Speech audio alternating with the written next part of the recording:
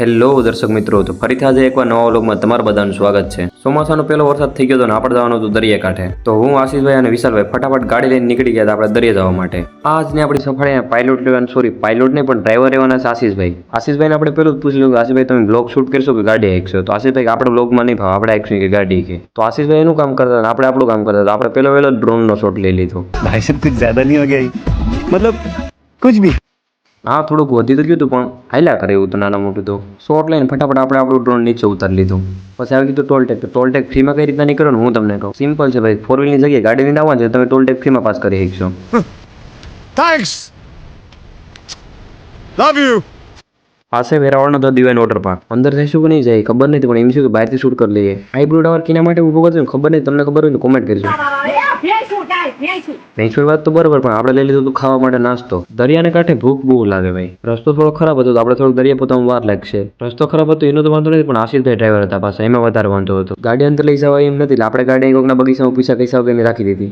અહીંથી આપણે જવાનું હતું પગ પેન્ડર, એટલે આપણે ફટાફટ કોઈ પણ રાહ જોયા વગર આપણે નીકળી ગયા દરિયા જવા માટે. અને હા, રાહ પણ કોઈને જોવા નથી, કારણ કે હતા અમે 3 જ પાછા. અહીંથી જંગલ જેવું થોડુંક સારું થઈ ગયું, આપણે લાગતી હતી બીક નું લાગે, એટલે અમે એકબીજા યાર વાતો કરવાનું ચાલુ કરી દીધું હતું. અહીંયાથી થઈ ગઈ જંગલની એન્ટ્રી ચાલુ, અહીંયા પણ 2 રસ્તા આવ્યા, એમાંથી ક્યાં રસ્તે જવાનું એ તો ખબર નથી. બેમાંથી એક પકડો પડે, અમે પકડી લીધો સીધો રસ્તો. લોકેશન પણ જોરદાર હતું, બાકી કંઈ ઘટે ને એવું જોયું તો બાકી તમે પણ. હજુ ચોમાસાની શરૂઆત હતી એટલે એટલી બધી પણ ખાસ હરિયાળી નહોતી કંઈ, તો પણ જંગલનું વાતાવરણ બહુ મસ્ત હતું. ફટાફટ જંગલનું વાતાવરણ એ આપણે જવા માંડ્યા દરિયા તરફ. જેવા થોડા હેરાન તો વસ્તુ જોવા મળી. નામ છે ટીટીડીયુ. તમારી સાઈડ શું કહેતો એ તો ખબર નહીં, તમારી સાઈડ ટીટીડીયુ ગઈ. આશીષભાઈ વિશે તો આગળ આવેલા હતા અને આપણે એની પાછળ આવેલા જતા હતા. નક્કી નો કે ટીટીડીયુ દર્શન છે તો સિંહના પણ દર્શન થઈ શકે, એટલે આપણે ફટાફટ જંગલમાંથી બહાર નીકળીને દરિયા પહોંચી ગયા. દરિયા પણ બહુ મસ્ત એવું વાતાવરણ હતું, તો આશીષભાઈ આવીને ડાયરેક્ટ દોડ લગાવી દીધી.